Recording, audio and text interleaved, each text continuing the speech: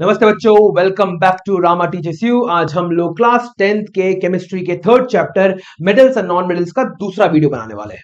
ठीक है, तो हम लोगों ने पहले ही डिस्कस कर लिया है कि मेटल्स की प्रॉपर्टीज क्या क्या होती है और नॉन मेटल्स की प्रॉपर्टीज क्या क्या होती है।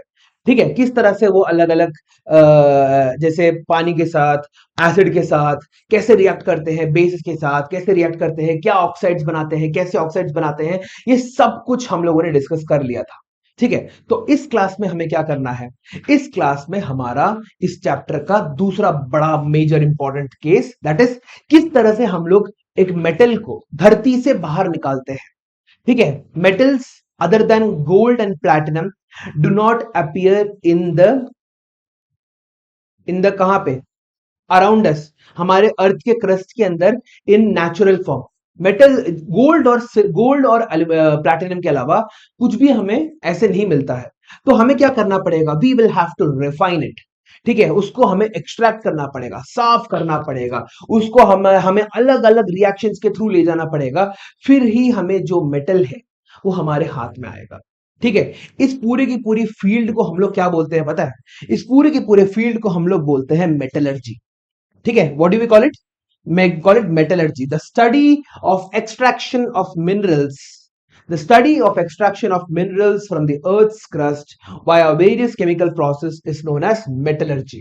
Chalo, the earth's crust is a major source of metals. Seawater also contains soluble salts like sodium chloride, magnesium chloride, etc. The elements or compounds which occur naturally in the earth's crust are known as minerals. Iron is a mineral, aluminium is a mineral, iron, aluminium, chromium, zinc, copper, ये सारी की सारी चीजें हमारे धरती में, अर्थ के crust में ऐसे ही मिल रही है। इन्हीं सभी चीजों को हम लोग क्या बोलते हैं, वी कॉल इट मिनरल्स बोला जाता है इन लोगों को। ठीक है, द मोस्ट मेटल्स नहीं, हाँ बोल सकते हो, एग्जैक्टली exactly. ठीक है, एलिमेंट्स और कंपाउंड्स, मेटल्स ही नहीं, एलिमेंट्स और compounds which are present naturally in the earth's crust, इनको हम लोग क्या बोलते हैं, वी कॉल देम मिनरल्स। समझ में आ गया, इन्हीं को हम बोलते हैं मिनरल्स। ना, the element of the compound which occurs naturally in the earth's crust are called minerals. Those minerals from which metals can be extracted are called ores. ठीक है, ऐसे मिनरल्स जिसके थ्रू हम लोग अब हमारे मेटल को बाहर निकाल सकते हैं और निकाल के हम इस्तेमाल करते हैं, उन्हीं को हम लोग बोलते हैं ores.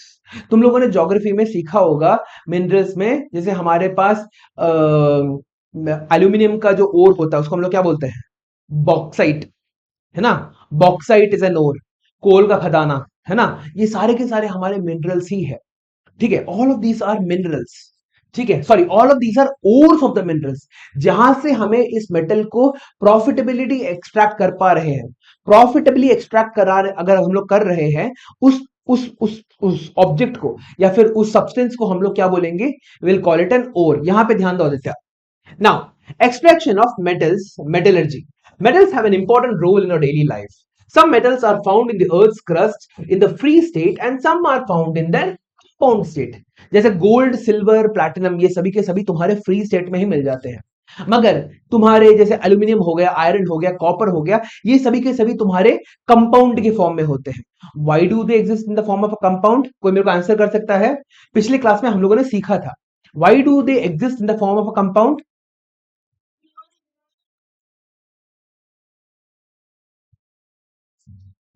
Okay, but Anushka, why are they unstable, ये अनस्टेबल क्यों है, what is the property in them that is making them unstable? नहीं, वो नहीं, वो रिएक्टिविटी होती है उनकी, they are reactive in nature. क्योंकि बहुत ज्यादा रिएक्टिविटी होती है, कटरीन आने, कार मांगी, ऑटो, जिन, फरारी, फिर भी हाई क्यूबली, सिल्वर, ऑडी, तो तुम्हारे ये हाइड्रोजन के ऊपर जितने भी एलिमेंट्स हैं, they are highly reactive in nature. ठीक है, they are highly reactive in nature, जिसके कारण क्या होता है, अकेले तो वो रह नहीं सकते, उनकी रिएक्टिविटी ही इतनी ज्यादा है, they can not stay alone in the environment all by themselves like gold and platinum and silver.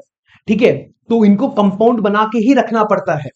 Okay, so the process of various steps of obtaining pure metals from its ore is called the extraction of metals or metallurgy. ठीक है। जिस तरह से जिस अलग अलग step का इस्तेमाल करके हम लोग मेटल्स को बाहर निकालते हैं, we remove the metals out of these ores is known as metallurgy. Okay, एक सेकेंड। ठीक है, मेटलर्जी बोलते हैं इसे। The process used to extract metals from its ores depends on the nature of the ore, the nature of impurities and the nature of the metal to be extracted. हम बहुत सारे अलग अलग ओर्स होते हैं जहां पे मेटल्स का कॉन्सेंट्रेशन बहुत ज्यादा होता है। थोड़े बहुत ओर्स में क्या होता है, मेटल्स का कॉन्सेंट्रेशन कम होता है, इंप्यूरिटीज ज्यादा रहती है।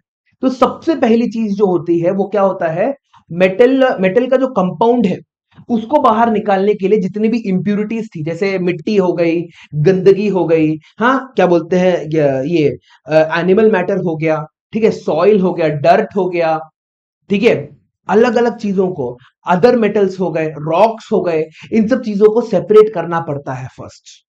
ठीक है, you have to separate them, you have to basically remove all the impurities. The process of extracting metals from its ores depends on nature of the ore. और तुम्हारा कितना अच्छा है, कितने इंप्यूरिटीज है तुम्हारे पास, नेचर ऑफ इंप्यूरिटीज, कैसे इंप्यूरिटीज है तुम्हारे पास, क्या इंप्यूरिटीज को हम लोग आसानी से निकाल सकते हैं या फिर कॉम्प्लेक्स केमिकल रिएक्शंस की जरूरत पड़ेगी हमें, ये भी देखना पड़ता है। अगला, nature of the metal to be extracted, कितना रिएक्टिव तुम्हारा मेटल है, क्या तुम्हारा मेटल हद से ज्यादा रिएक्टिव है कि वो कंपाउंड बना के ही रहेगा, या फिर तुम्हारा मेटल जो है बहुत कम रिएक्टिव है, लाइक गोल्ड जो तुम्हारा ऐसे ही मिट्टी के अंदर पाया जाता है। ठीक है, so steps in the several steps involved in the extraction of pure metals, several steps involved in the extraction of pure metals from their ores is given below in the form of a flow chart। ठीक है, जिनकी हमारे पास अलग अलग process होते हैं। ठीक है, अलग अलग प्रोसेस में हम लोग रिएक्टिविटी के बेसिस पे हम लोगों ने क्या किया है, सभी के सभी मेटल्स को सेग्रीगेट करके रखा हुआ है। ठीक है, फॉर एग्जाम्पल जिन मेटल्स की बहुत ज्यादा रिएक्टिविटी होती है, वेरी हाई रिएक्टिविटी होती है, उनको सिर्फ और सिर्फ इलेक्ट्रोलिसिस के थ्रू ही क्या किया जा सकता है, प्यूरिफाई या फिर तुम्हारा रिफाइन किया जा सकता है। सोडियम, पोटाशियम, इन सभी मेटल्स की रिएक्टिविटी इतनी ज्यादा होती है कि there is no other choice but to use electrolysis. Electrolysis का ही इस्तेमाल करना पड़ेगा। इलेक्ट्रोलिसिस जानते हो ना क्या होता है, what is electrolysis?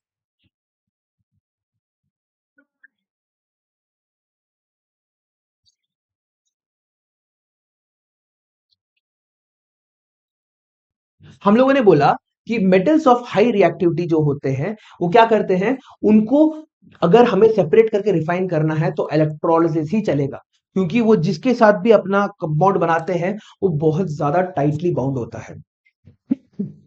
So literally उनका एक सोल्यूशन मॉल्टन स्टेट में उन लोगों के थ्रू एक इलेक्ट्रिसिटी पास करके तुम्हारा कैटायन और एनायन को सेपरेट करके ही हम क्या कर सकते हैं, we can remove the metals from the ore. समझ में आ गया? इस तरह से ही हम लोग क्या कर सकते हैं, मेटल्स को ओर से बाहर निकाल सकते हैं। ठीक है, अगला दूसरा, यहां पे मेटल्स ऑफ मीडियम रिएक्टिविटी, जैसे तुम्हारा कैल्शियम हो गया, आयरन हो गया, ये सारे के सारे तुम्हारे मीडियम रिएक्टिविटी के होते हैं। ठीक है, अब ये जो मीडियम रिएक्टिव मेटल्स होते हैं वो दो फॉर्म में यूजुअली तुम्हारे बुक के अंदर पढ़ना है। एक होता है उनका सल्फाइड कंपाउंड या फिर उनका कार्बोनेट कंपाउंड। ठीक है, सल्फाइड कंपाउंड या फिर कार्बोनेट कंपाउंड, इन दोनों को भी सेपरेट करने के लिए, इन दोनों से सल्फाइड में से और कार्बोनेट में से एक्सट्रैक्ट करने के लिए अलग अलग प्रोसेसेस का इस्तेमाल होता है। ठीक है, अलग अलग प्रोसेस का इस्तेमाल होता है। फिर उसके बाद हम लोग क्या करते हैं, उनका हम लोग ऑक्साइड में कन्वर्ट कर देते हैं। तुम्हारा कार्बोनेट, ठीक है, जैसे फॉर एग्जांपल तुम्हारा कैल्शियम कार्बोनेट है, कैल्शियम कार्बोनेट को तुम उसको कैल्शियम ऑक्साइड में कन्वर्ट कर दोगे। अब कैल्शियम ऑक्साइड को रिड्यूस करके तुम क्या करोगे, कैल्शियम में लेके आओगे। ठीक है, सो धीरे धीरे करके हम लोगों को रिएक्ट कराना होता है। और फाइनली जो है तुम्हारा लो रिएक्टिविटी, ठीक है, वेरी लो रिएक्टिविटी वाले यूजुअली सल्फाइड ओर्स होते हैं तुम्हारे पास, उनके जैसे मर्क्यूरी सल्फाइड, कभी कभी तुम्हारा सिल्वर सल्फाइड, ऐसे तुम्हारे सल्फाइड्स होते हैं। उनके साथ हम लोग क्या कर सकते हैं, उनको रोस्ट कर सकते हैं। रोस्टिंग क्या होता है, कैल्सिनेशन क्या होता है, ये सब कुछ हम लोग अभी सीखने वाले हैं। ठीक है, चलो शुरू करते हैं। However, there are some common steps which are more or less the same in all metallurgical projects. These steps are as follows. सबसे पहले हमें क्या करना होता है? We have to create the concentration. Concentration को बढ़ाते जाना है. We have to slowly and slowly increase the concentration of the ore ताकि क्या हो, हमें निकालना आसान हो. ठीक है, हमें एक्सट्रैक्ट करना आसान मिले.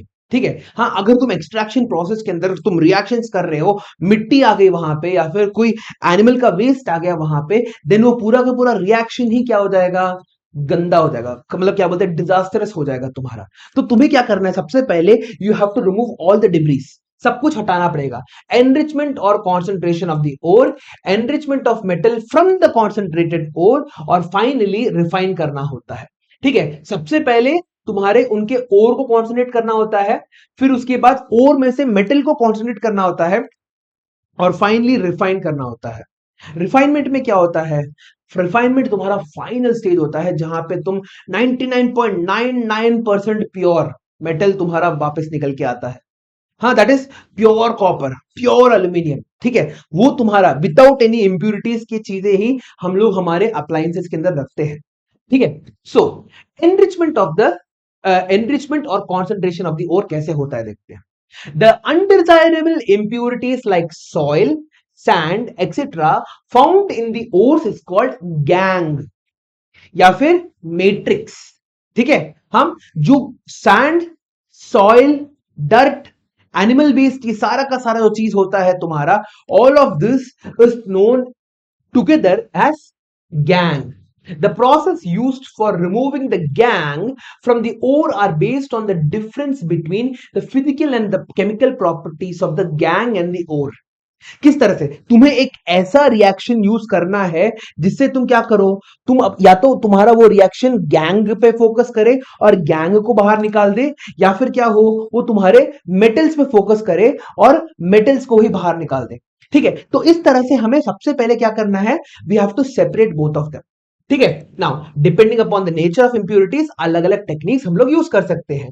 ठीक है, लाइक ग्रेविटी सेपरेशन.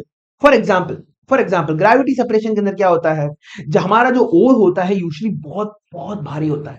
ठीक है, हाँ, it is heavier than the dirt, dust, ये जो लीव पत्ते पत्ते हो गए वो सब कुछ. तो हम लोग क्या करते हैं, एक बड़ा सा फैन होता है, विनोइंग जानते हो ना, विनोइंग क्या होता है. विनोइंग में हम लोग क्या करते थे, एक बड़ा फैन रखते थे और वहां से हम लोग बेसिकली जो राइस या व्हीट है, गेहूं है, उसको हम लोग ऐसे ऐसे करके डालते थे. तो तुम्हारा जो हस्क होता था वो उड़ के चले जाता था, जो ग्रास और ये कुछ होता था वो तुम्हारा उड़ के चले जाता था. वैसे ही यहाँ पे ग्रेविटी सेपरेशन करते हैं. अगला, हैंड पिकिंग. लिटरली हाथों से तुम बाहर निकाल के ओर को धीरे धीरे करके कॉन्सेंट्रेट कर रहे हो. ठीक है, मैग्नेटिक सेपरेशन. मैग्नेटिक सेपरेशन कब यूज होता है, जब तुम्हारा जो ओर है वो मैग्नेटाइज हो सकता है. आयन के अलावा भी बहुत थोड़े बहुत होते हैं, मगर जो तुम्हारा अगर मैग्नेट से बाहर निकाल सकते हो तो मैग्नेटिक सेपरेशन का इस्तेमाल कर लो. ठीक है, detailed study about these methods in covered in higher classes. बड़े बड़े क्लासेस में हम लोग इसके बारे में और सीखेंगे. Now extraction of the metal. तो सबसे पहला चीज क्या था, हम लोगों ने एनरिच कर दिया है हमारे ओर को. We have enriched the ore by removing the gangue और द मैट्रिक्स. ठीक है, अब हमारे पास क्या बचा है, सिर्फ और सिर्फ ओर बचा है. अब इस ओर के अंदर से भी हमें क्या करना है, we have to remove the metal. ठीक है, अब इसको कैसे करते हैं, this is a process of reduction of metallic compound present in the ore. Thus, the different techniques used for extraction of metals depend upon their position in the activity series and is divided into three main categories. सबसे पहले लो reactivity वाले, फिर दूसरे medium reactivity वाले, और फिर high reactivity वाले.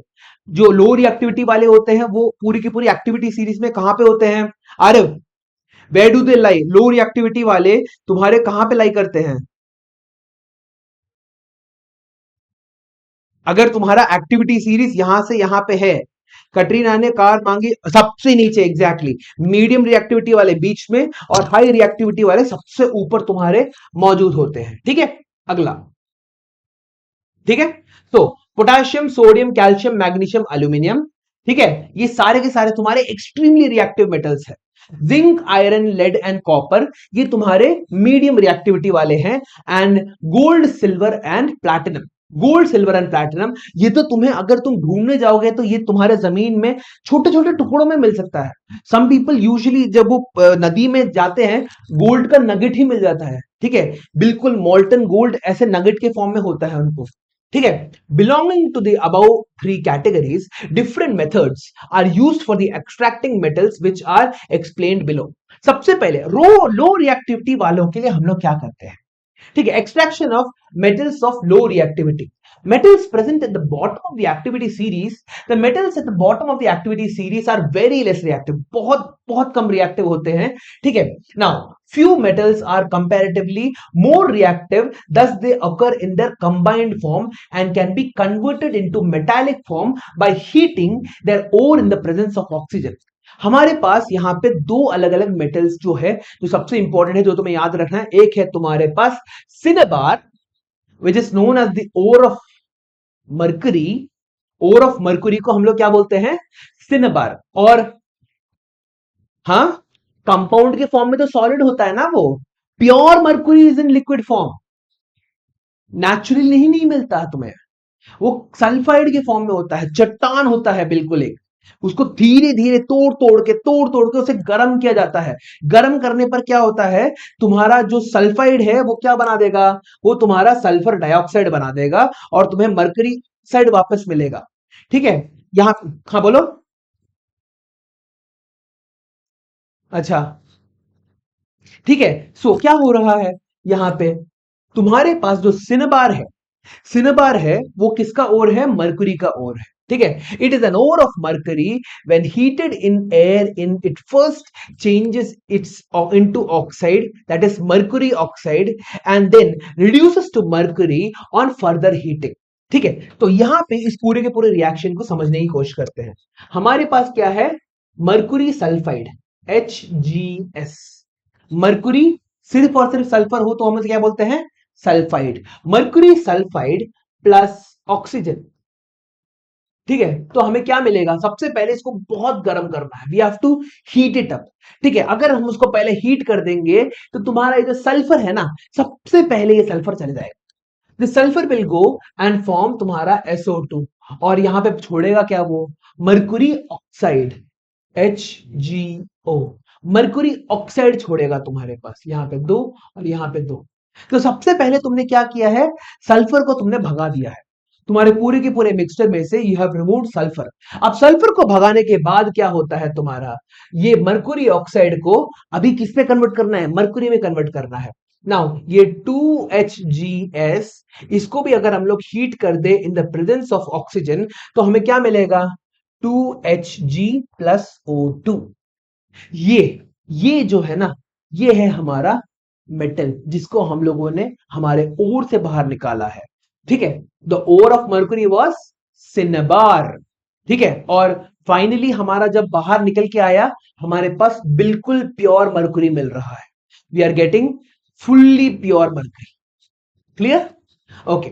उसी तरह से तुम्हारे पास कॉपर ग्लैंस, कॉपर ग्लैंस नाम से ही पता चल रहा है, it is an ore of copper which when heated in the air partially it gets oxidized and then the product reacts with the remaining copper glands to give the copper metal। तो सबसे पहले यहां पे क्या हो रहा है, तुम्हारे पास ये रिएक्शंस को याद करके रखना है, ठीक है। सो तुम्हारे पास 2CuS, ठीक है, दैट इज 2Cu2S तुम्हारे पास है, इसको तुमने ऑक्सीजन के साथ रिएक्ट करा दिया तो तुम्हें क्या मिला,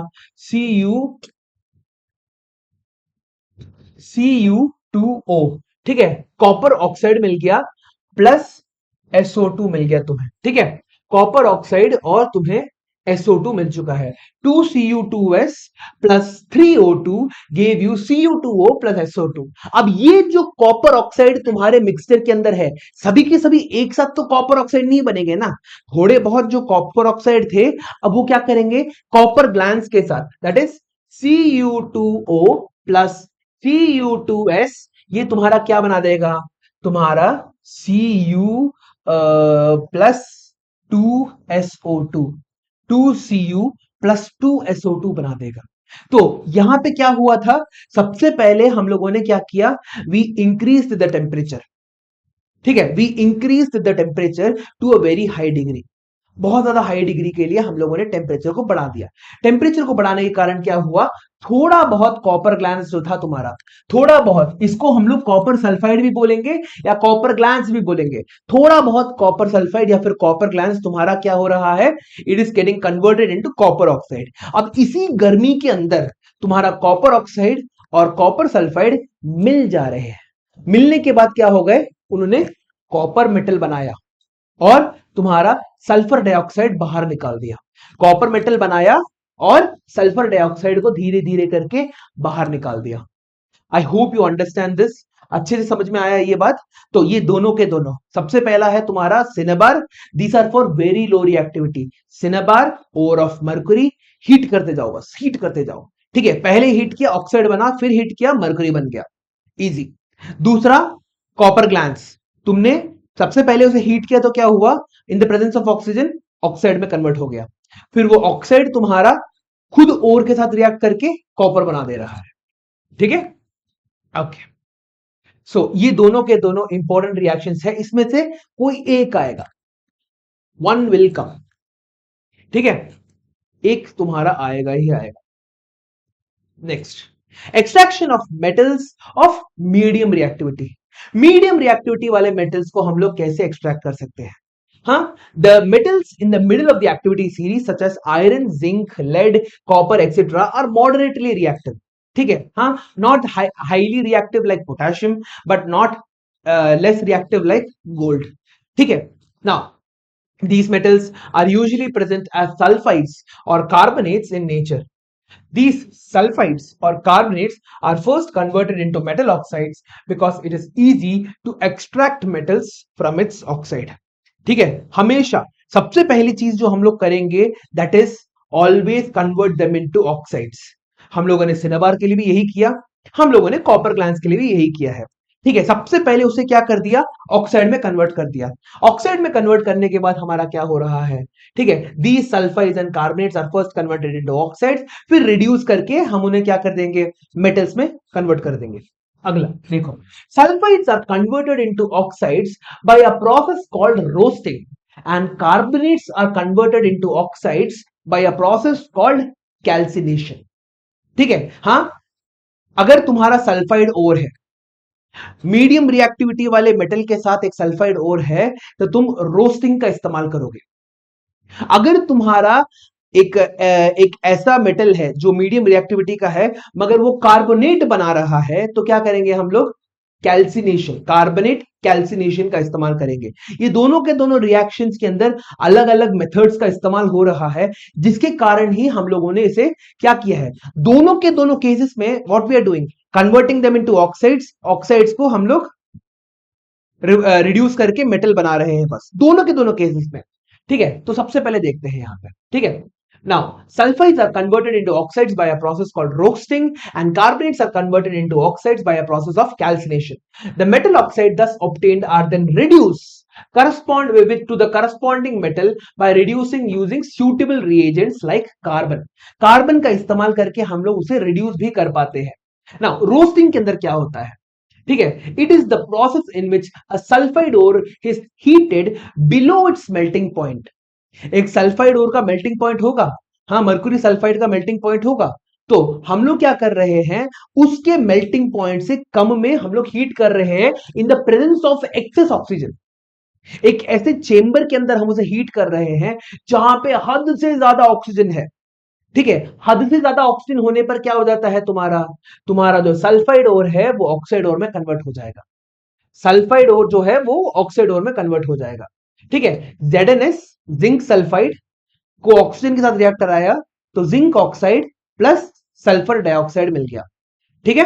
नेक्स्ट, कैल्सिनेशन के अंदर क्या होता है, कैल्सिनेशन के अंदर इसका सीधा उल्टा, in this process it is a process in which the carbonate ore is heated below its melting point in the absence of oxygen. That's the only difference, in the absence or limited supply of air, हवा नहीं होना चाहिए, ठीक है, to convert it into a metal oxide. अब यहां पे देखो, ठीक है, यहां पे तुम्हारे पास क्या हो रहा है, ZnCO3, ZnCO3 के अंदर ऑलरेडी क्या है, यू हैव एन ऑक्सीजन, तो all you have to do is heat it below its melting point, जिसके कारण तुम्हें क्या मिले, ZnO प्लस तुम्हारा CO3 है, एक ऑक्सीजन यहां पे बचा है तो क्या बचेगा यहां पे, CO2। ठीक है, ZnO plus CO2. So what is the difference between roasting and calcination? Roasting is a process used in sulfide ores. Calcination is a process used in carbonate ores. तो क्लू क्या है, they do the same work, oxide बना रहे हैं। देखो तुम्हारा जो sulphide ओर था उसके अंदर ऑक्सीजन ऑलरेडी मौजूद नहीं था, ऐसे क्लू की तरह याद रखो, सल्फाइड ओर के अंदर तुम्हारा ऑक्सीजन ऑलरेडी मौजूद नहीं था, तो तुम्हें क्या करना पड़ेगा, एक्सेस ऑक्सीजन में उसे तुम्हें हीट करना पड़ेगा, जिसके कारण क्या हो जाएगा, वो ऑक्साइड में अपने आप को बदल देगा। लॉजिक समझ में आ रहा है, लॉजिक शुड नॉट ब्रेक। ठीक है, zinc sulphide did not have any oxygen, so you use excess oxygen. Carbonate has its own oxygen, carbonate ion क्या होता है अनुष्का, कार्बनेट आयन क्या होता है, अरे आयन है क्या ये, जब भी मैं तुम्हारा नाम पूछता हूं अनुष्का तुम एज थोड़ी बताती हो। What is carbonation, what is carbonate क्या होता है, पता है तुम्हें, एक काम करो Anushka, Anushka what is the formula for calcium carbonate, तो कार्बोनेट आयन क्या हो गया, ओह वेरी क्लोज, CO3। देखो ना अनुष्का यहाँ पे यू हैव Zn का बैलेंस ही क्या होता है, +2, कार्बोनेट का बैलेंस ही क्या होता है, -2, तो ये दोनों के दोनों करेंगे तो क्या होगा तुम्हारा, ZnCO3। सो कार्बोनेट आयन क्या हो गया तुम्हारा, कार्बोनेट आयन हो गया तुम्हारा CO3 2 माइनस आयन। सल्फाइड कौन होता है, सल्फाइड आयन कौन होता है, नहीं, सिर्फ S, सिर्फ S2 माइनस, S2 माइनस। हाँ यहां पे ध्यान दो अनुष्का, हाँ एटलीस्ट तुम्हारे सामने ये लिखा हुआ है, बुक को अपने सामने ओपन करके रखो, ठीक है, हाँ आई नो, तो यहां पे फोकस करो, घर पे क्या चल रहा है उसके बारे में फोकस मत करो। ओके, सो तुम इससे मैं अलग अगर अगला क्वेश्चन पूछूंगा, अरे डोंट वरी, मैं इग्नोर नहीं कर रहा तुम्हें, अभी तुम्हारी भी बारी आने वाली है। ठीक है, now reduction of the oxide ore, oxide ore को हम लोग कैसे फिर वापस रिड्यूस करेंगे, हाँ it is the process of conversion of a metal oxide into its corresponding metals, it can be done by heating the oxide with a suitable reducing agent like carbon. Carbon क्या करता है पता है, carbon की खासियत क्या होती है, कार्बन को जब हम लोग जला देते हैं ना, तो वो जो तुम्हारे अगल बगल का जो ऑक्सीजन है उसको वो लेके या तो वो मोनोऑक्साइड बनाएगा या तो डाइऑक्साइड बनाएगा तुम्हारा यहाँ पे। जब हमारा जिंक ऑक्साइड होता है, जिंक ऑक्साइड और कार्बन जब हम लोग उसे रिएक्ट कराते हैं, when we react with it और heat it up in the presence of carbon, तो अगल बगल के ऑक्सीजन को लेके वो ट्रैवल करेगा। ठीक है, it will always do that. तो कार्बन की यही खासियत होती है। तो अगर तुम्हें ऑक्साइड से अपने मेटल की तरफ जाना है तो कार्बन के प्रेजेंस में उसे हीट करना पड़ेगा। ठीक है, तुमने क्या किया, कैल्सिनेशन और रोस्टिंग का इस्तेमाल करके तुमने ऑक्साइड तो बना दिया, अब इस ऑक्साइड को तुम्हें मेटल में कन्वर्ट करना है। ऑक्साइड को अगर मेटल में कन्वर्ट करना है तो क्या करना पड़ेगा, कार्बन के साथ उसे गर्म करना पड़ेगा। कार्बन क्या करेगा, मेटल से वो धीरे से वो ऑक्सीजन ले लेगा अपनी तरफ और कार्बन मोनोऑक्साइड की तरफ फड़फड़ाता हुआ ऊपर चले जाएगा। ठीक है, क्लियर ये बात, 100% clear, okay. Sometimes displacement reaction can also be used to reduce metal oxides to metals. The highly reactive metals such as sodium, calcium, aluminum, etc. are used as reducing agents because they can displace the metals of lower reactivity from their compounds. जैसे तुमने क्या किया, हाँ reactivity of magnesium oxide with aluminum powder.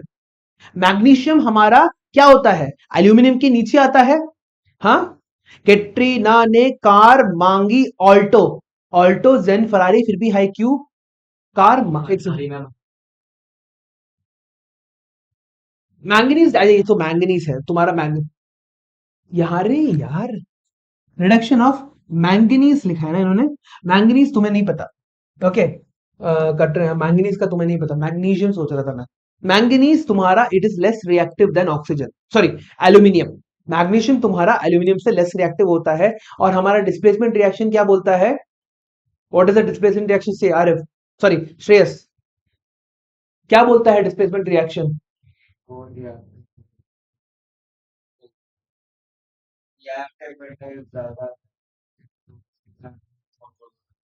और जो कम reactive metal है उसका क्या होगा? हाँ, तो तुम्हारा जो मेन मेटल है, मेन कंपाउंड है, अपने घर के अंदर से तुम्हें ही बाहर निकाल देगा। That was the term that I used yesterday. श्रेय आरिफ, तुम्हारा एक बात बताओ, मेरे को एक डिस्प्लेसमेंट रिएक्शन का एग्जांपल देना, और उसमें कौन किसको डिस्प्लेस कर रहा है वो बताओ।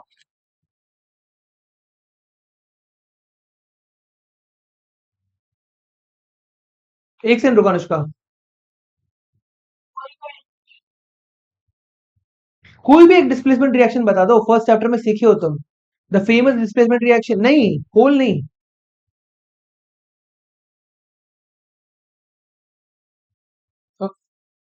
नहीं।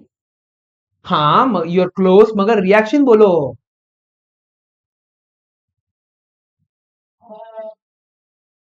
अनुष्का तुम बताओ।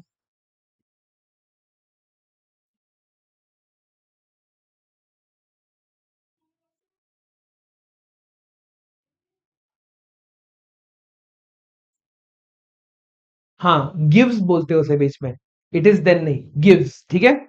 हाँ, CuSO4 plus Zn gives you ZnSO4 plus Cu, that gives you जो होता है दैट इज द एरो, ठीक है। अगला, these displacement reactions are highly exothermic. The amount of heat produced is so high that metals are produced in the molten state. The reaction of iron 3 oxide with aluminium to produce iron is used to join railway tracks or crack machine parts. That this process is called thermite welding. ये मैं तुम्हें अभी video दिखाने वाला हूं, ठीक है। क्या हो रहा है, इट इज इतना ज्यादा एक्सोथर्मिक होता है थर्माइट वेल्डिंग के अंदर। तुम्हारा क्या होता है, you have an iron oxide है तुम्हारे पास, ठीक है। आयरन ऑक्साइड के साथ तुमने क्या किया, थोड़ा सा एल्यूमिनियम डाल के जस्ट हीट कर दिया ताकि रिएक्शन स्टार्ट हो जाए तुम्हारा, ठीक है। हाँ, जैसे ही तुमने उसे हीट किया तो क्या होगा, तुम्हारा जो कंपाउंड है, हाँ, योर कंपाउंड जो है वो तुम्हारा डिस्प्लेसमेंट रिएक्शन करना शुरू कर देगा। दैट इज एल्यूमिनियम आके तुम्हारा आयरन ऑक्साइड की जगह ले लेगा, और आयरन जो है पिघलते हुए तुम्हारा नीचे लिक्विड की तरह बाहर निकलेगा। और हम लोग इसी का इस्तेमाल करते हैं वेल्ड करने के लिए, थर्माइट वेल्डिंग करने के लिए इसका इस्तेमाल होता है, ठीक है। ओके, तो एक वीडियो देखते हैं, जस्ट गिव मी 1 सेकेंड। देखो, ठीक है। मैं एक थर्माइट वेल्डिंग का वीडियो निकाल डाल रहा हूं, देख लेना यहाँ पे। देखो क्या हो रहा है। हाँ, एल्यूमिनियम जो है देखो पूरे प्रोसेस से गर्म किए तुम इसे, और आयरन ऑक्साइड, आयरन ऑक्साइड है तुम्हारे पास, ये तुम्हारे एल्यूमिनियम के साथ रिएक्ट कर रहा है। एल्यूमिनियम डाल दिया, एल्यूमिनियम के साथ रिएक्ट करना शुरू किया। अब थर्माइट सडनली तुम्हारा गर्म होने लग जाता है, इट बिकम्स सो हॉट, बहुत ज्यादा गर्म हो जाता है। और गर्म होके धीरे धीरे धीरे करके, देखो ये मोल्ड है, यहाँ पे मोल्ड दिख रहा है तुम लोगों को, this is known as the mould. धीरे धीरे धीरे करके तुम्हारा ये भर गया, भर के आयरन आयरन जो है लिक्विड के फॉर्म में बाहर निकल रहा है। आयरन जो है तुम्हारा लिक्विड के फॉर्म में बाहर निकल रहा है, और लिक्विड के फॉर्म में बाहर निकल के अब देखना इसको, ये तोड़ेंगे, देखना ये अभी धीरे धीरे निकाल के तोड़ेंगे। निकाल दिया, अब ये मोल्ड को तोड़ेंगे, और वो तुम्हारा दोनों का दोनों ट्रैक का जो ये है, हाँ, ट्रेन के ट्रैक पूरी की पूरी तरह से क्या हो गए होंगे, वेल्ड हो चुके होंगे। अब देखना तोड़ेंगे ये लोग।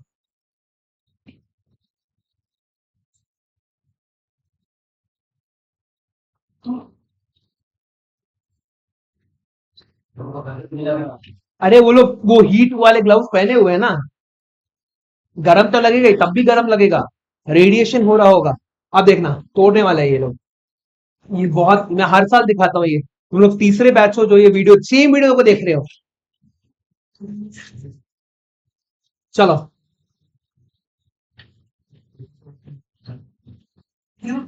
देखो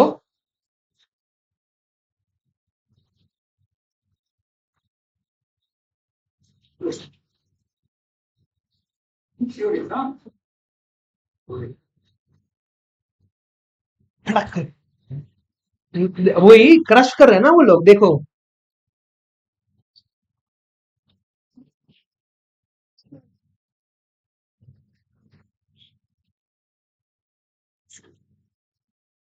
देखो टूट गया।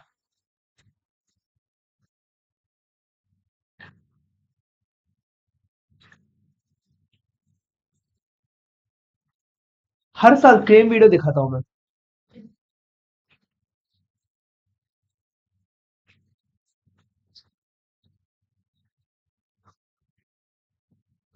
देखा, आयरन तुम्हारा मेल्ट हो गया यहाँ पे। आयरन मेल्ट होके दो अलग अलग ट्रैक्स को बिल्कुल प्रॉपरली जोड़ चुका है।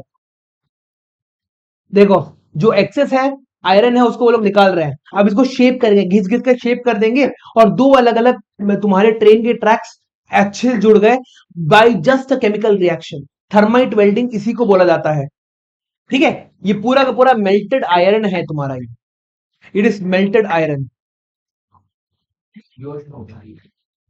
बस ठीक है, चलो।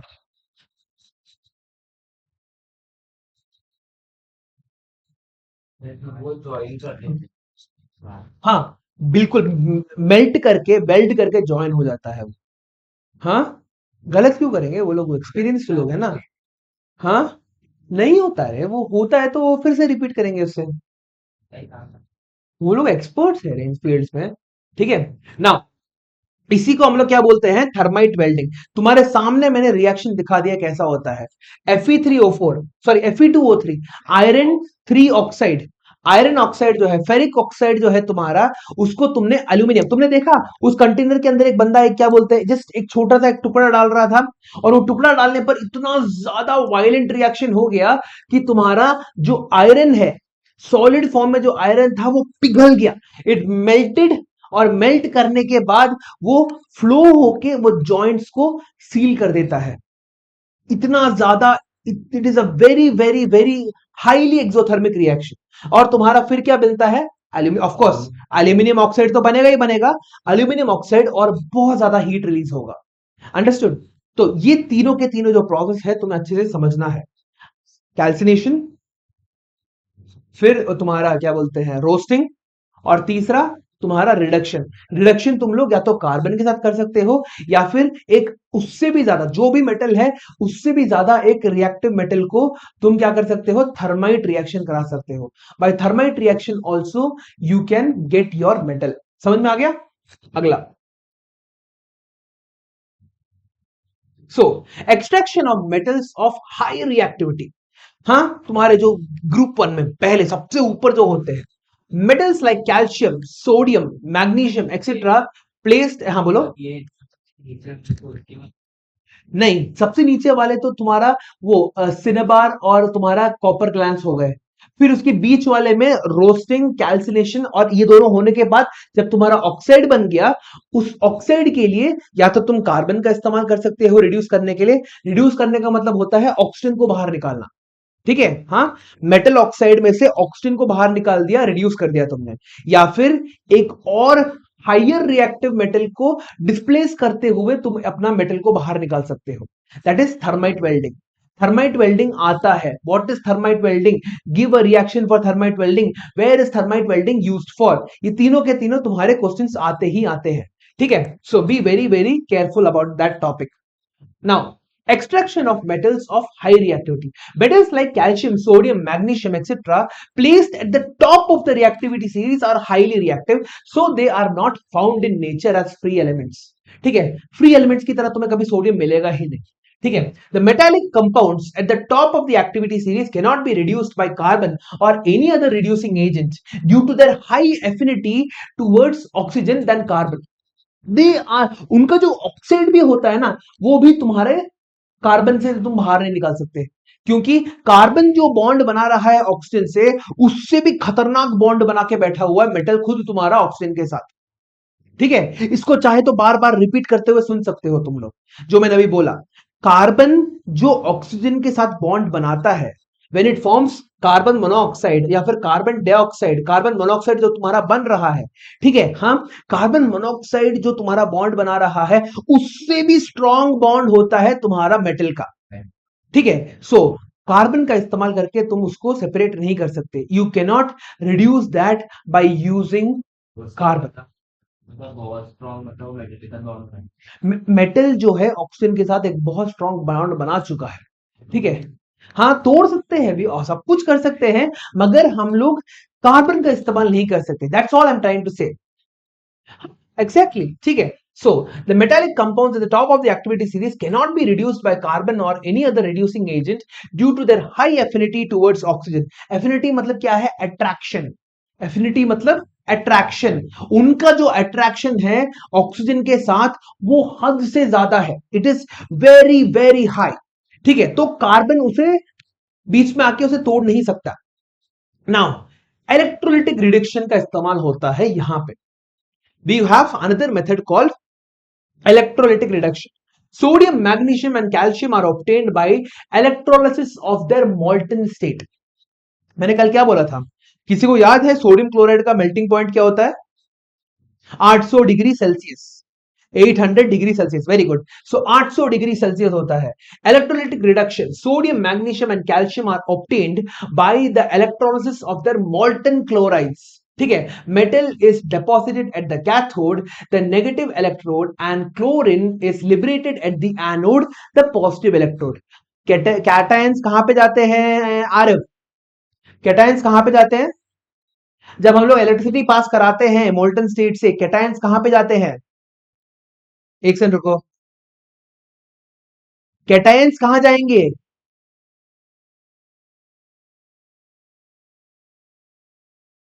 जब हम लोग इलेक्ट्रिसिटी पास कराते हैं आरव, घर पे पढ़ो, ठीक है, घर पे पढ़ोगे नहीं, बहुत मुश्किल होने वाला है आरव।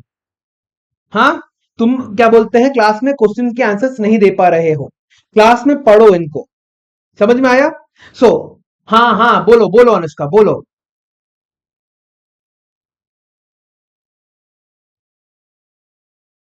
कैटायंस कैथोड की तरफ जाते हैं इसलिए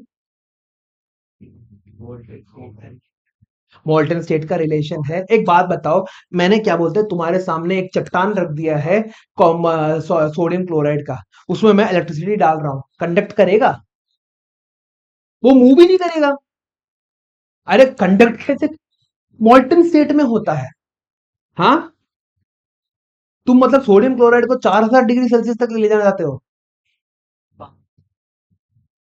हाँ, अरे हम लोग किसकी बात कर रहे हैं? We are talking about refining. Refining में क्या होता है तुम्हारा? रिफाइनिंग में तुम्हारा जो, हाँ, कैटायंस अगर गैसियस फॉर्म में है, हम्म, मैंने कभी देखा नहीं है कैटायंस को गैसियस फॉर्म में, यूजुअली एक्वस फॉर्म में ही देखता हूं मैं। Aqueous, I don't think so, मैं चेक करके देख लूंगा। ऑफ कोर्स तुमने एक अच्छा सा डाउट पूछा है, मैं चेक करके देख लूंगा। यूजुअली मॉल्टन और एक्वस स्टेट में ही हमें आयंस देखने को मिलते हैं, ठीक है, अदरवाइज वो लोग अपने क्रिस्टल लैटिस के अंदर बंद होते हैं, ठीक है। I don't think gaseous form में होते हैं वो लोग, क्योंकि आई, हु नोस, हो सकते हैं, ठीक है। हाँ, मेरे को एक बार देखने दो, ठीक है। आयनाइजेशन ऑफ अ गैस करके होता है, कुछ तो होता है आयनाइजेशन ऑफ अ गैस के अंदर, वो क्या होता है मैं तुम्हें बता दूंगा इन द नेक्स्ट क्लास, ठीक है।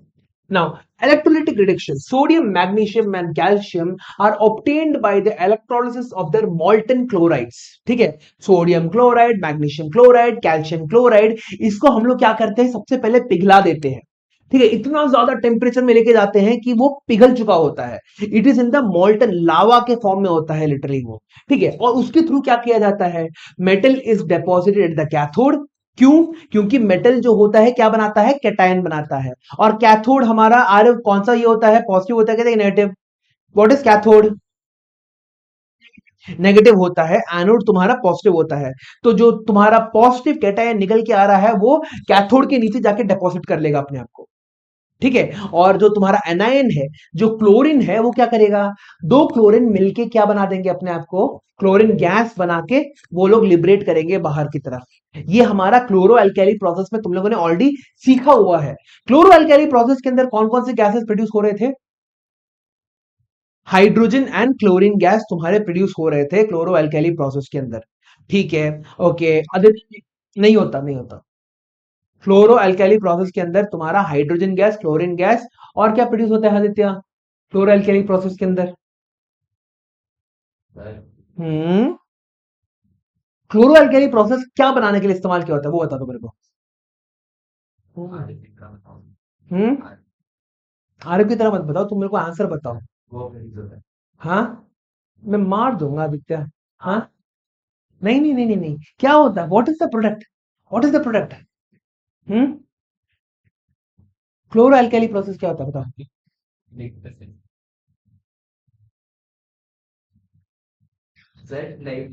नहीं पता? ठीक है, नहीं पता, नहीं पता बोलो। ठीक है, क्लोरो अल्कली प्रोसेस किसी को पता है? अनुष्का तुम्हें पता है किसके लिए इस्तेमाल किया जाता था? तुमसे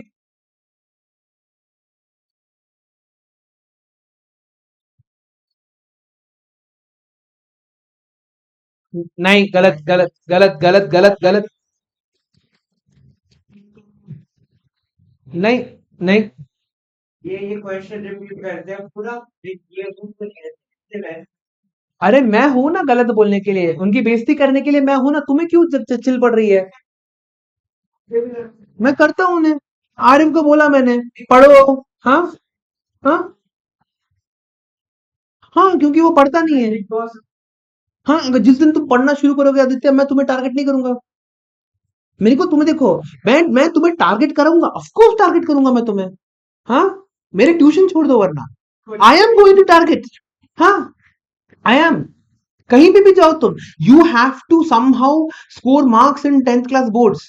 85% के ऊपर लाना है ना तुम्हें, कि क्या बोलते हैं 9th क्लास रिपीट करना है, या फिर कोई सोशियोलॉजी साइकोलॉजी लेके बैठे हैं तुम्हें? मैं ऑफ कोर्स टारगेट करूंगा। ये मैं जानबूझ के ही करता हूँ। Of course. जो तुमने तुमने मेरा आंसर कब दिया है? हम्म। क्लास में सबसे कम आंसर तुम करते हो। हम्म। सो वो इंप्रूव करना है कि नहीं? हाँ। तो उसके लिए मेरे को टारगेट करना ही पड़ेगा, बिल्कुल एक मिसाइल की तरह टारगेट करना पड़ेगा तुम्हारे ऊपर। हाँ, मेरे को फर्क नहीं पड़ता कि तुम्हें बुरा लग रहा है कि नहीं Aditya, I don't care, I don't give two shits कि तुम बुरा लग रहा है घर पे आके रो रहे हो, नहीं। मेरे को किसी भी हालत में तुम्हें 10th क्लास को पास कराना है अच्छे नंबर के साथ, और कुछ नहीं है मेरे को। ठीक है। हाँ, उसके लिए थोड़ा पिटना है पिटो, गाली खाना है गाली खाओ, स्कोल्डिंग करना है करो, कुछ भी करो, तुम्हें करना ही पड़ेगा। ये अभी पता नहीं चलेगा तुम लोग को, यू तो ये पता चलेगा एक दिन, पता चलेगा, पता है कब? एग्जाम के बोर्ड्स के रिजल्ट जिस दिन मिलेंगे, उस दिन तुम्हारा जब मुंह लटकाया हुआ होगा क्योंकि तुम्हें तुम्हारा ब्रांच नहीं मिला।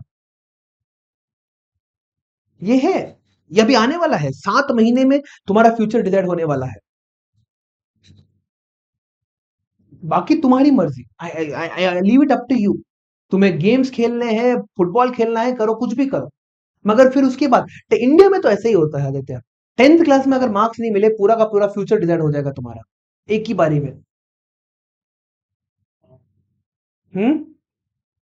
क्या? नहीं, फरवरी एंड में होता, फरवरी बीच में से शुरू हुआ था इस बार। हम्म। जुलाई अगस्त सितंबर अक्टूबर नवंबर दिसंबर, कौन सा देख रहे हो तुम? हम लोग जुलाई शुरू करने में, मैं तो जून को गिन भी नहीं रहा। हाँ, हमारा जून खत्म हो गया, फिनिश्ड। जुलाई अगस्त सितंबर अक्टूबर नवंबर दिसंबर जनवरी, बस। फरवरी को भी नहीं गिन रहा, फरवरी में तो तुम्हें नया सब्जेक्ट थोड़ी पढ़ना होता है, फरवरी में तुम्हें रिवीजन करते रहना पड़ेगा। I leave it up to you, तुम्हें जो डिसाइड करना है करो। If football is more important to you, जाके खेलो। इफ यू फील कि क्या बोलते हैं फोन में ज्यादा टाइम वेस्ट करना है, वो करो। ठीक है, मगर एग्जाम के एंड में तुमसे मैं ये पूछूंगा, जहां पे भी होगे तुम मेरे को, तुम्हें कॉल करके पूछूंगा, आदित्य मार्क्स कितना आया? तुम्हारी मम्मी से ही पूछूंगा मैं।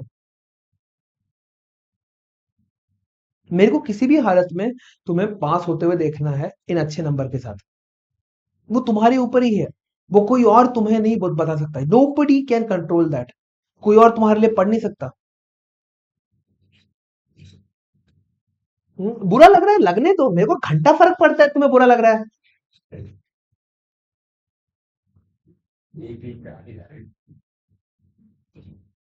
And this applies to each and every one, Anushka, it applies to you.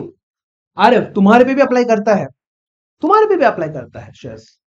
जितना सीरियस हो गए मेरे क्लास में उतना ज्यादा देखो। नाउ अगर सिर्फ साइंस मिलना तुम्हारा ड्रीम है क्या, क्या कि तुम्हें क्या बोलते हैं 90%, 95%, 97%, 99%। There is a student in my class जिसके 98.5% आए थे 10th में। हम्म स्पर्श करके एक लड़का है, 98.5%। लाओ, इंस्पिरेशन बनाओ इन सब लोगों को अपना। हाँ, कंप्लीटली क्या बोलते हैं स्टडीज में फोकस करो, डू नथिंग एल्स। ये पूरा का पूरा मेरे को काटना पड़ेगा इस वीडियो से। क्यों? हाँ, या फिर रहने दो, अच्छा रहने दो, रहने दो, रहने दो। हाँ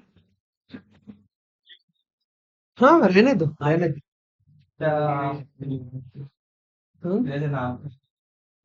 इट्स नॉट नाम खराब आदित्य, इट्स नॉट नाम खराब। पहले जितने भी लोग आए हैं, हाँ जैसे आरएनएस हो गया, आरएनएस को रोल मॉडल बना सकते हैं। बहुत ज्यादा मेहनत करता है, हद से ज्यादा मेहनत करता है। ठीक है, हाँ हद से ज्यादा मेहनत करता है और उसने अपने आप को प्रूव भी किया इस बार। Electrolytic reduction. Sodium, magnesium, aluminum are obtained by the electrolysis of their molten chlorides.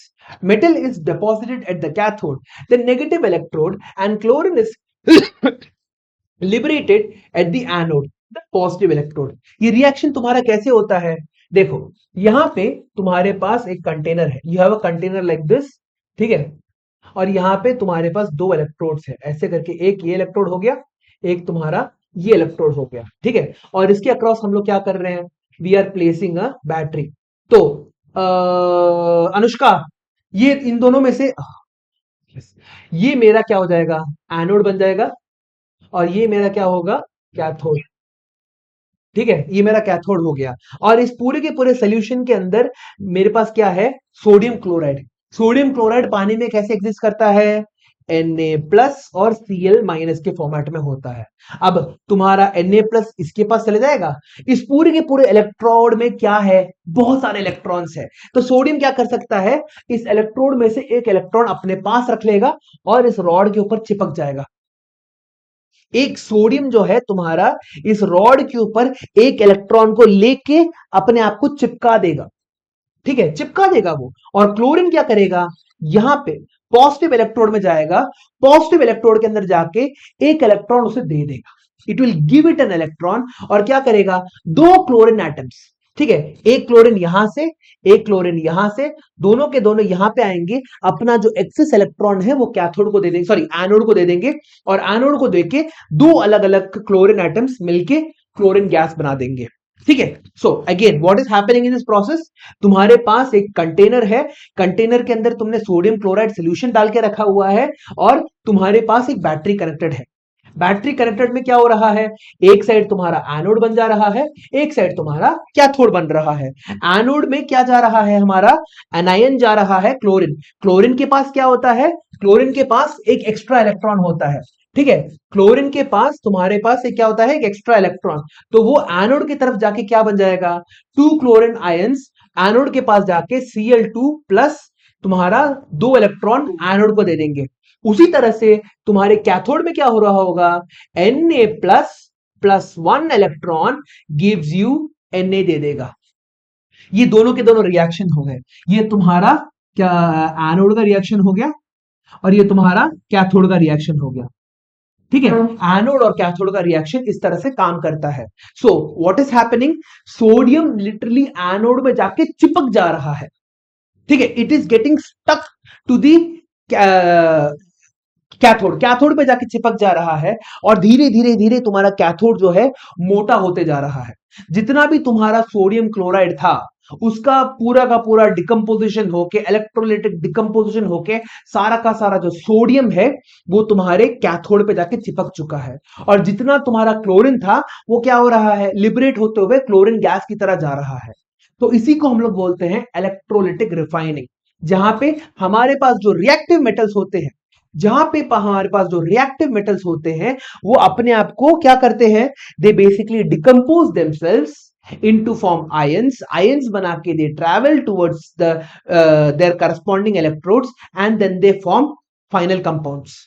ठीक है, अपने अपने कंपाउंड्स बना देते हैं। नेक्स्ट, सो इस रिएक्शन में किसी को डाउट है? कैथोड में तुम्हारा सोडियम जा रहा है टू फॉर्म तुम्हारा सोडियम, ठीक है। Sodium ion is going towards the cathode, वो उससे एक इलेक्ट्रॉन ले रहा है टू फॉर्म द सोडियम, ठीक है। एनोड में क्या हो रहा है? दो क्लोरीन एनायंस, दो क्लोरीन एनायंस जो है वो क्या कर रहे हैं? इलेक्ट्रॉन को देख के तुम्हारा क्लोरीन गैस बना दे रहे हैं, they are producing their chlorine gas, ठीक है। आगे, अब हम लोगों ने क्या कर दिया है? वी हैव तुम्हारे लो रिएक्टिविटी वाले मेटल्स, फिर उसके बाद मीडियम रिएक्टिविटी वाले मेटल्स और हाई रिएक्टिविटी वाले मेटल्स, इन तीनों का हम लोगों ने कैसे कंसंट्रेशन करना है देख लिया है।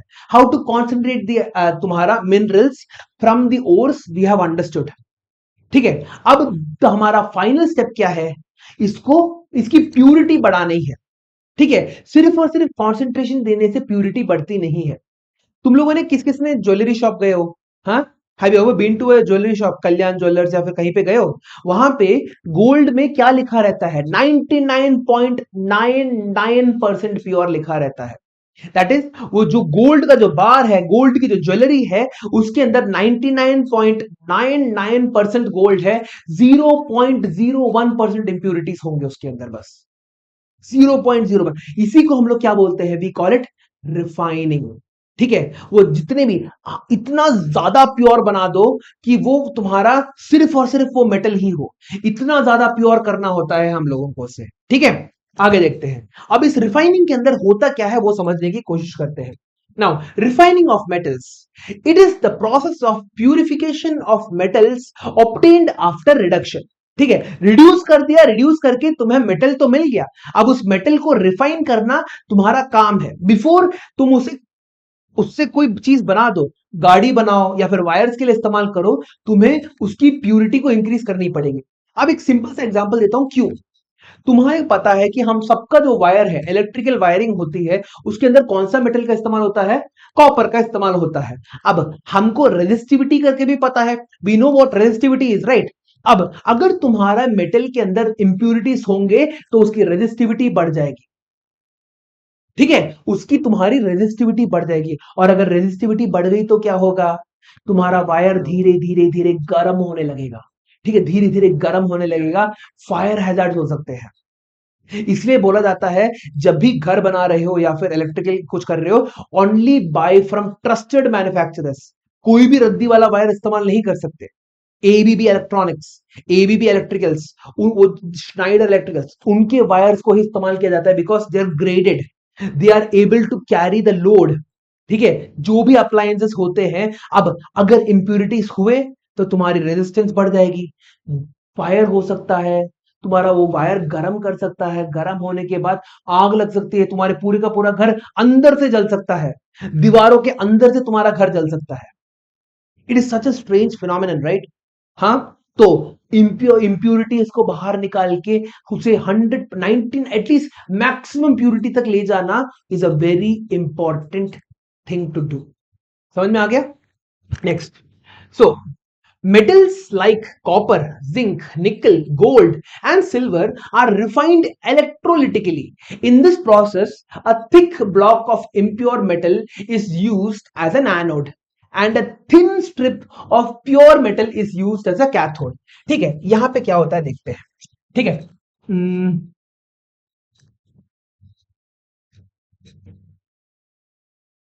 इन्होंने क्या लिया है? कॉपर सल्फेट ही लिया, ठीक है भाई।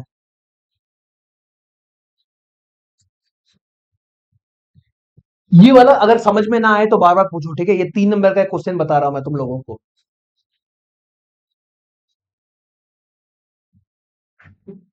कोई टाइप कर रहा है।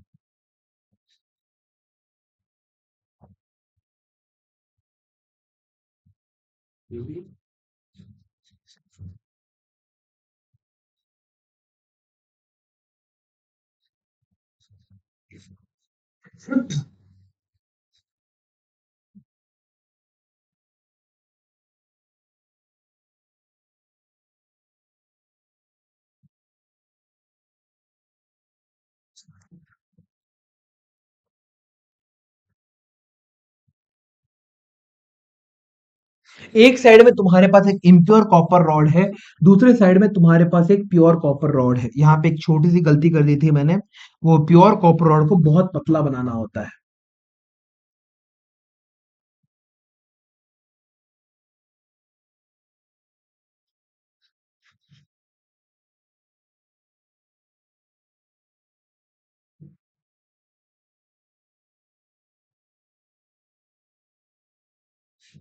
ठीक है, ये एक पतला सा रॉड है, समझ में आ गया। अब हमें क्या करना है,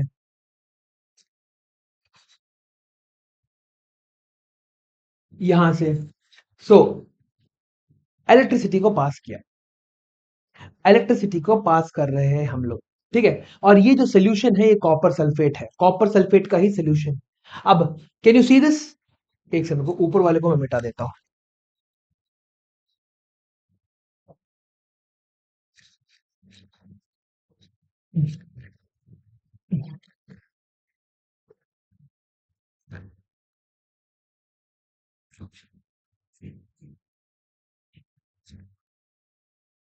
ठीक है, सो देखो, many metals like copper, zinc, nickel, gold and silver etc are refined electrolytically. In this process a thick block of impure metal is used as the anode. impure copper तुम्हारा है एनोड में, उसके बाद ठीक है, उस end a strip of pure metal is used as a cathode, यहां पे, ठीक है। Now when electric current is passed, the pure metal from the anode dissolves into the electrolyte and the equivalent amount of pure metal from the electrolyte is deposited on the cathode. अब ये पूरा का पूरा हो क्या रहा है, देखो यहां पे तुम्हारे पास पॉजिटिव चार्ज होने के कारण क्या हो रहा है, यहां पे तुम्हारा ये जो कॉपर है, हाँ इसके अंदर का जो प्योर कॉपर है ना, हाँ इसके अंदर कॉपर भी है, इंप्यूरिटीज भी है। प्योर कॉपर क्या कर रहा है, यहां से एक इलेक्ट्रॉन इसको दे के ये अपने आप को क्या कर रहा है, Cu2+ बना रहा है, ठीक है। ये अपने आप को यहां पे Cu2+ बना रहा है। अब ये Cu2+ तुम्हारी जो सोल्यूशन है, सोल्यूशन क्या है तुम्हारा, कॉपर सल्फेट सोल्यूशन है। The solution that you have is copper sulphate solution, that is इसके अंदर ऑलरेडी Cu2+ और SO4 2- आयंस है। अब क्योंकि तुम्हारा यहां से एक कॉपर का एक आयन इसके अंदर घुस गया, अब तुम्हारे सोल्यूशन में ज्यादा कॉपर आयंस है क्या, समझने की कोशिश करो, फिर से समझो।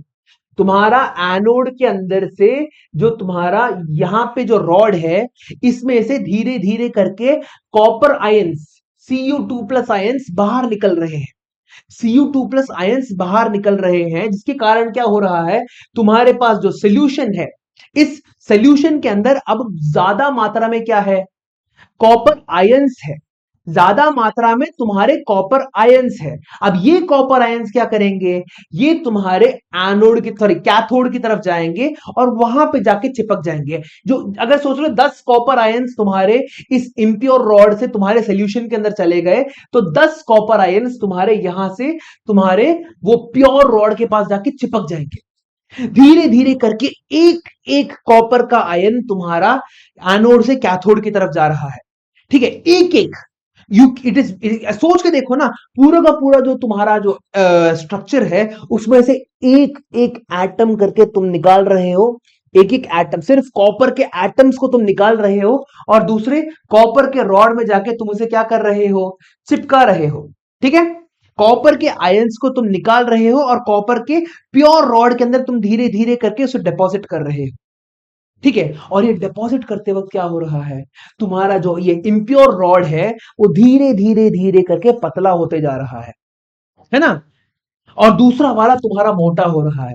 इसलिए हम लोग क्या करते हैं, we start with a thick anode and a thin cathode. एक सेकेंड, सो धीरे धीरे करके एक एक एटम की तरह तुम उसे बाहर निकाल रहे हो, you are removing one atom from the impure rod, impure rod से बाहर निकाल रहे हो और प्योर रॉड की तरफ तुम उसे धीरे धीरे धीरे करके उसे तुम अटैच करते जा रहे हो, you are attaching it to the pure rod. जिसके कारण क्या हो रहा है, तुम्हारा जो इम्प्योर रॉड है वो पतला होते जा रहा है और प्योर रॉड जो है तुम्हारा धीरे धीरे करके मोटा हो रहा है।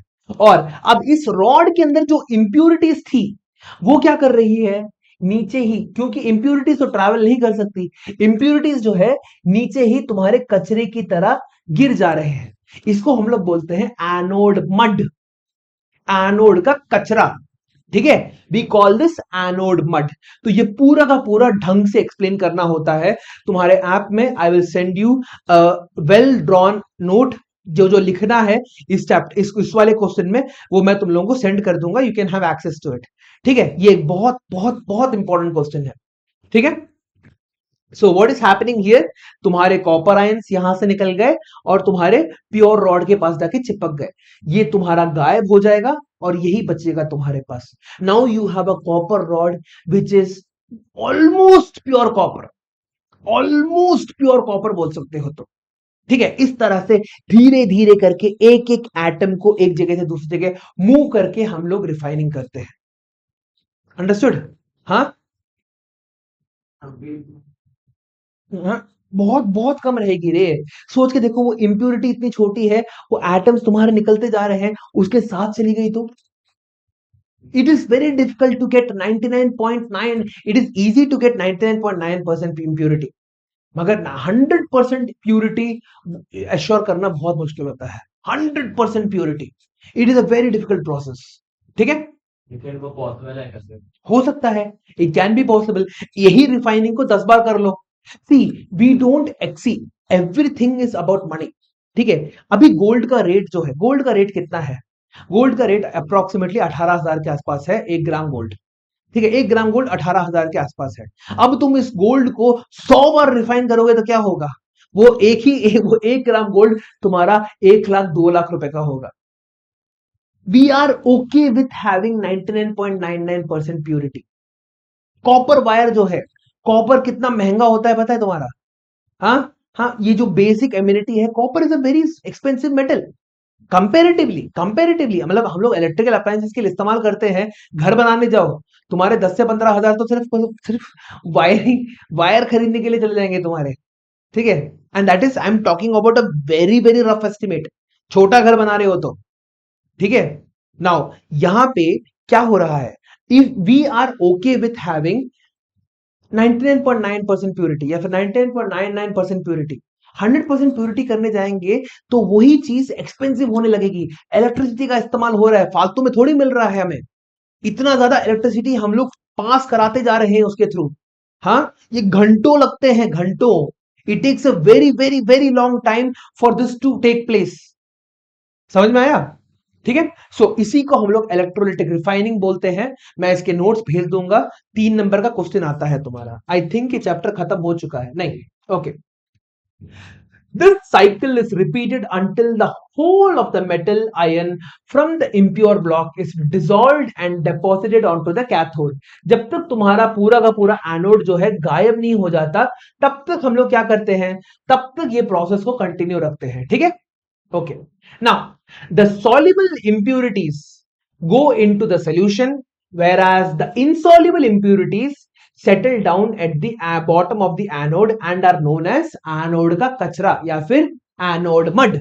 समझ में आ गया? जो soluble impurities थे वो तो तुम्हारे solution के अंदर ही dissolve हो गए।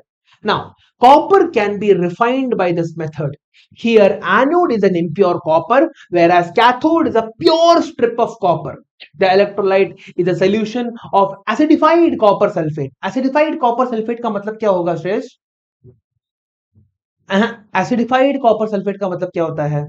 नहीं नहीं, थोड़ा हम लोग एसिड के 1-2 ड्रॉप डाल देते हैं, एसिडिफाइड कॉपर सल्फेट बन जाता है तुम्हारा। कोई तो टाइपिंग कर रहा है, हाँ, फर्क पड़ता है। Now copper can be refined by this method. Here anode is impure copper, whereas cathode is a strip of pure copper. The electrolyte is a solution of acidified copper sulfate. On passing electric current, pure copper is deposited on the cathode. समझ में आ गया?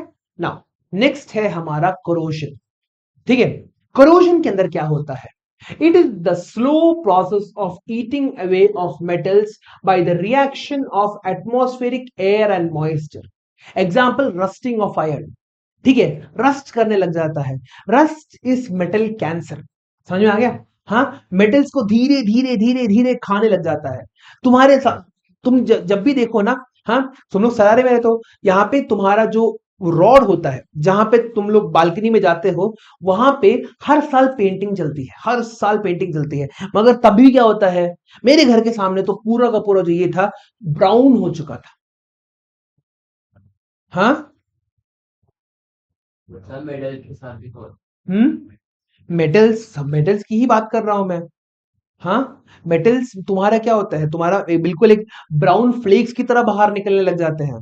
पुरानी गाड़ियों में जो brown brown लगा रहता है वो क्या होता है, that is rust only, right? RF, doubt है? हाँ, वीडियो ऑन करके रखो आरएफ। वीडियो ऑफ हुआ तो मैं तुम्हें बाहर निकाल दूंगा, ठीक है, क्लास से। हाँ, अगली बार वीडियो ऑफ हुआ तो बाहर निकाल दूंगा मैं। Now, it is the slow process of eating away of metal by the reaction of atmospheric air and moisture. Example, rusting of iron, tarnishing of silver, formation of green coating over copper. ठीक है। हाँ, तुम्हारा जो क्या बोलते, जो ये पुराने हमारे पास ये था, दिया था जिसके अंदर क्या कॉपर के अलॉय हुआ करते थे। जब भी हम लोग तेल डाल के उसको गर्म करते थे, क्या होता था, हाँ, अगले दिन ही उसके ऊपर एक ग्रीन कलर का एक छोटा सा उस तेल के अंदर आ जाता था, कॉपर ऑक्साइड जिसको बोलते हैं उससे। ठीक है, तुम्हारा धीरे धीरे करके रस्ट होने लगता है कॉपर भी। अब ये जो मेटल है, जब तुम्हारा रस्ट होता है या फिर करोड़ हो रहा होता है, तो एक बहुत एक स्ट्रेंज फिनोमिनन होता है। मेटल्स की प्रॉपर्टी क्या होती है, they have very high strength, है ना, ड्यूरेबिलिटी होती है, मैलेबल होते हैं, डक्टाइल होते हैं। मगर जैसे ही इनके ऊपर कोरोजन आने लगता है ना, धीरे धीरे धीरे करके वो वीक होने लग जाते हैं। समझ में आ गया? तुम ये भी देख सकते हो, तुम एक जंक यार्ड में जाओगे तो वहां पे एक अच्छा सा मेटल रॉड को देखो और एक रस्टेड मेटल रॉड को देखो। रस्टेड मेटल रॉड को तुम बिस्किट को तोड़ने की तरह तोड़ सकते हो, एक्चुअल मेटल रॉड को तोड़ पाओगे नहीं, you won't be able to do that. बहुत ज्यादा ब्रिटल हो जाता है, लिटरली एग्जैक्टली। तुम एक लिटरली एक बिस्किट की तरह उस मेटल रॉड को टक करके तोड़ सकते हो तुम।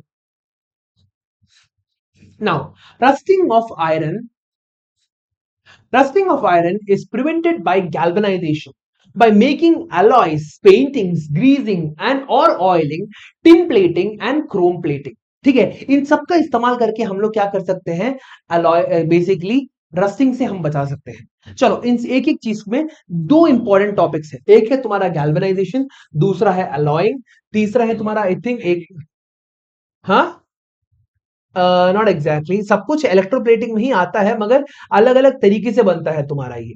ठीक है, क्रोम प्लेटिंग। नाउ, गैल्वेनाइजेशन क्या होता है, it is a process of coating iron and steel objects with a thin layer of zinc. तुम्हारा जो साइकिल होता है, एल्यूमिनियम होता है, उसमें तो हम लोग एनोडाइजेशन सीखे थे। अनुष्का, एनोडाइजेशन क्या होता है? हम्म।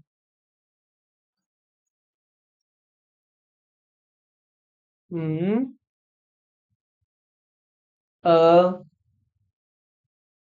श्रेयस, एनोडाइजेशन क्या होता है? आदित्य, एनोडाइजेशन क्या होता है? आर्यव, एनोडाइजेशन क्या होता है?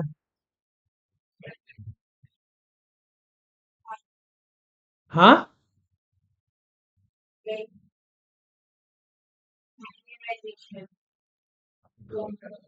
कौन टाइप कर रहा है रे? अरे तुम ही टाइप कर रहे हो ना बेशरम इंसान।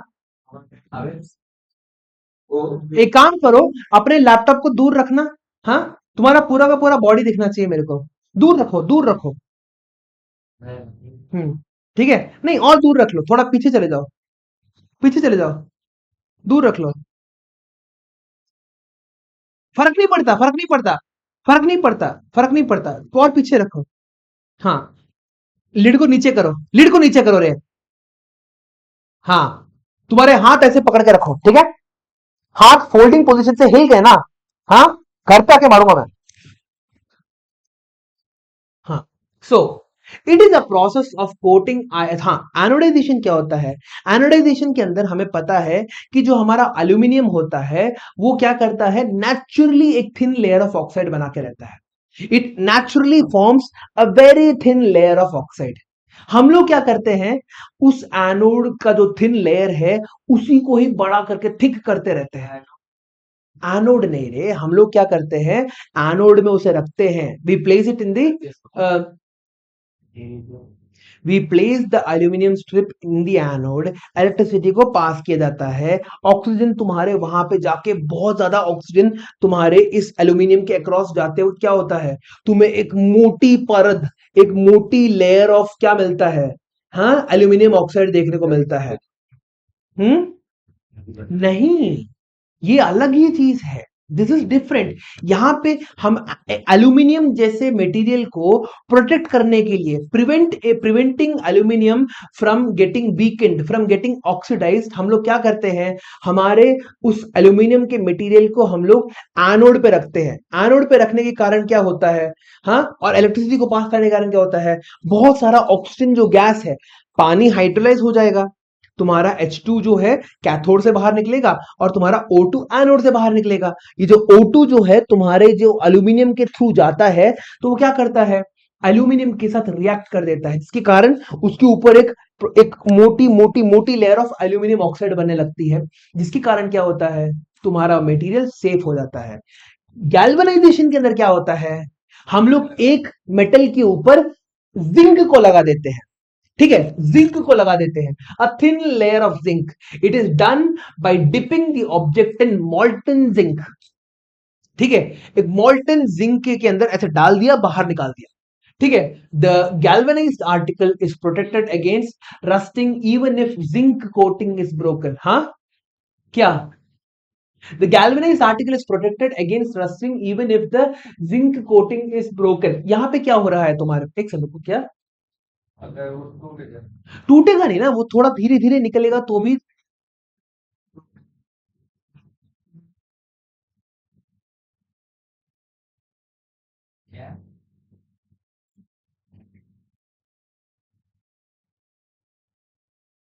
हाँ ना, यहाँ पे अगर हमारा जिंक निकल जाता है, जिंक का लेयर निकल गया तो हाँ, अंदर का जो मेटल है वो एक्सपोज हो सकता है।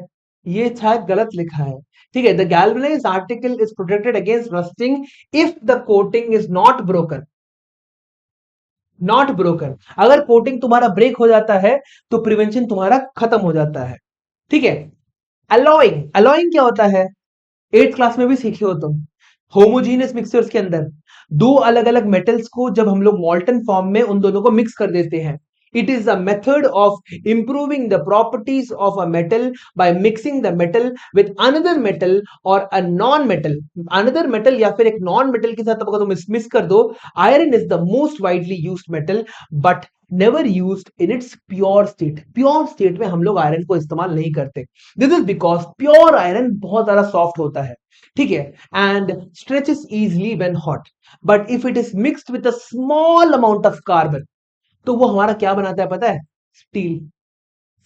आयरन के अंदर थोड़ा सा कार्बन डाल दो, वो बहुत ज्यादा स्ट्रांग हो जाएगा और वो स्टील बना देगा, ठीक है। Again, when iron is mixed with nickel and chromium, stainless steel is obtained, which is hard and does not rust.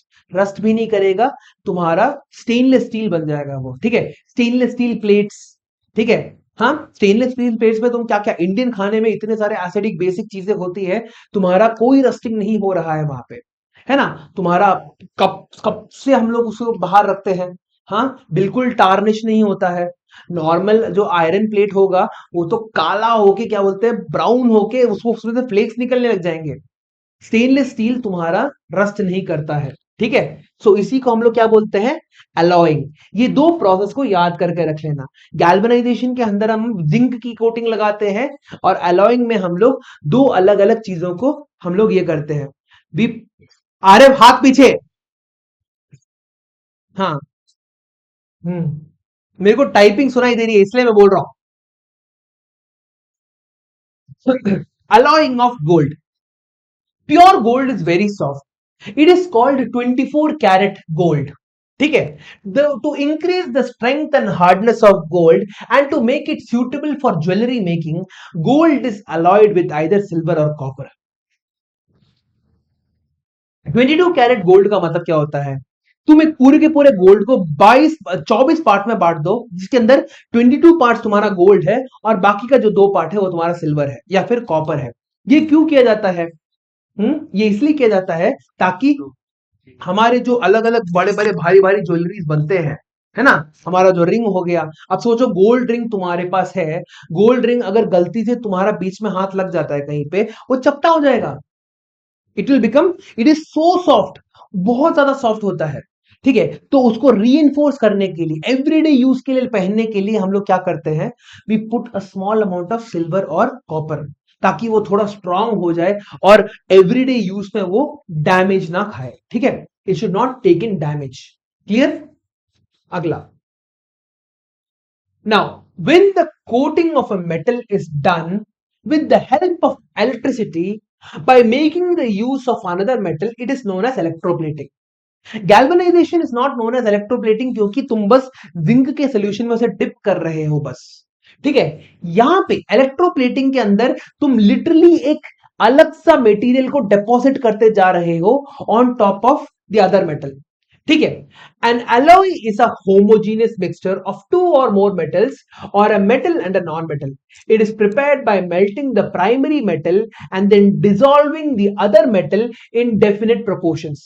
जैसे तुम्हारे को आयरन, तुम्हें स्टेनलेस स्टील बनाना है तो क्या करोगे, सबसे पहले आयरन को मेल्ट करोगे और उसमें तुम क्या डालोगे, हाँ, कार्बन, या नहीं, वो स्टेनलेस स्टील, स्टील के लिए, स्टेनलेस स्टील के लिए क्या चाहिए होगा तुम्हें, हाँ, यहां पे निकल और क्रोमियम का इस्तेमाल करना पड़ेगा स्टेनलेस स्टील बनाने के लिए। ठीक है, सो उसको, आयरन को मेल्ट करके जब वो तुम्हारा बिल्कुल लिक्विड के फॉर्म में होगा तो तुम क्या करोगे, तुम्हारा निकल और कॉपर दोनों को स्मॉल स्मॉल अमाउंट में डाल दोगे, निकल और क्रोमियम, सॉरी, निकल और क्रोमियम दोनों को स्मॉल स्मॉल अमाउंट में डाल दोगे, जिसके कारण तुम्हारा स्टेनलेस स्टील निकल के आएगा। Now the electrical conductivity of and melting point of an alloy is less than the pure metal. For example, brass, an alloy of copper and zinc, and bronze, an alloy of copper and tin, are not good conductors of electricity, whereas copper is used for making electrical circuits. ठीक है, हाँ, ये तीन, ये अलग अलग alloys के जो मिक्सचर्स हैं, एमसीक्यू बेस्ड क्वेश्चंस होते हैं। What are the metals used in brass, copper and zinc, bronze, copper and tin? फिर उसके बाद तुम्हारा सोल्डर, किसने सोल्डरिंग की है कभी भी, हाँ, मैंने 7th क्लास में सबसे पहले सोल्डरिंग किया था। सोल्डरिंग होता है जहां पे तुम्हारे पास एक सोल्डर वायर होता है, तुमने देखा हुआ इलेक्ट्रिशियंस क्या करते हैं, ऐसे ऐसे धीरे धीरे करके वो लोग एक एक छोटे से मेटल को मेल्ट करते हैं और अलग अलग इलेक्ट्रिकल पार्ट्स को वो लोग फिक्स करने की कोशिश करते हैं। 10th क्लास में ही मैंने किया है। 10th क्लास में तुम्हारा जो इलेक्ट्रिकल सर्किट होता है, मैंने एक पूरा का पूरा एक बोर्ड लेके आया था, रेजिस्टर्स खरीद के लाया था, हाँ, और उसके बाद वायर्स थे मेरे पास, सोल्डर मेरे डैड का था ही, बल्ब, ये सब कुछ था। तो basically it is to show कि क्या वो तुम्हारा कितना करंट प्रोड्यूस होगा। ठीक है, एमीटर, वोल्टमीटर, छोटे छोटे छोटे छोटे तुम्हारे पास मिलते हैं, तुम भी एक्सपेरिमेंट कर सकते हो। लिटरली जो रेजिस्टर्स होते हैं उनको एक एक इसके इसका इस्तेमाल करके, एक सोल्डर होता है तुम्हारे पास और एक सोल्डरिंग आयन होता है, तो क्या करते हो, वो जो सोल्डर होता है वो सिर्फ और सिर्फ मेटल कॉन्टैक्ट्स बनाने के लिए होता है। अगले क्लास में मैं तुम लोगों को दिखाऊंगा वो कैसे दिखता है करके। I think I have solder wire. ठीक है, the electrical conductivity and melting point of an alloy is, क्या होता है, अपने प्योर मेटल से सेम नहीं होता है, इट इज डिफरेंट। नाउ अगला, सोल्डर क्या होता है, an alloy of lead and tin has a low melting point and it is used for welding electrical wires together. दो इलेक्ट्रिकल वायर्स को एक करने के लिए हम लोग लेड और टिन का जो अलॉय है, जिसको हम लोग बोलते हैं सोल्डर, उसका इस्तेमाल करते हैं। If N alloy contains mercury, उसको हम लोग क्या बोलते हैं, अमालगम। ठीक है, इट इज कॉल्ड एन अमालगम। हाँ, मर्क्यूरी अगर तुम्हारे अलॉय के अंदर मौजूद होता है, उसे अमालगम बोलते हैं। इस छोटे से इस पैराग्राफ के अंदर एटलीस्ट 5 इंपॉर्टेंट एमसीक्यूज है तुम्हारे पास, इस छोटे से पैराग्राफ के अंदर से। ठीक है, हाँ, इस छोटे से तुम्हारा एक ये जो है ना, दैट्स इट। हाँ, मर्क्यूरी को अमेलगम बोलते हैं, सोल्डर, ब्रास, ब्रॉन्ज, तुम्हारा stainless steel. Now the wonder of ancient Indian metallurgy, the iron pillar near Qutub Minar in Delhi was built more than 1600 years ago by the iron workers of India. They had developed a process which prevented iron from rusting.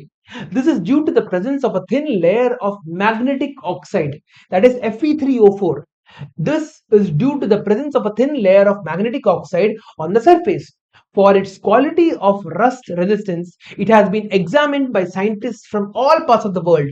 The iron pillar is 8 meters high and weighs about 6 tons या फिर 6000 kilo के बराबर होता है तुम्हारा।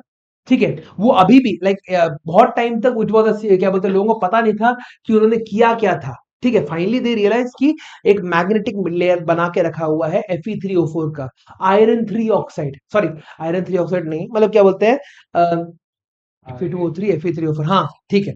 हाँ, सो उसका इस्तेमाल करके रस्टिंग से बचाता है वो। अभी भी दिल्ली की धूप पे क्या धूप हो गई, तुम्हारा वो बारिश हो गया, किसी चीज में भी वो रस्ट नहीं करता है। It still hasn't rusted. हाँ, धूप, अरे भाई टेम्परेचर जितना बढ़ेगा उतना जल्दी रस्टिंग शुरू होगा तुम्हारा।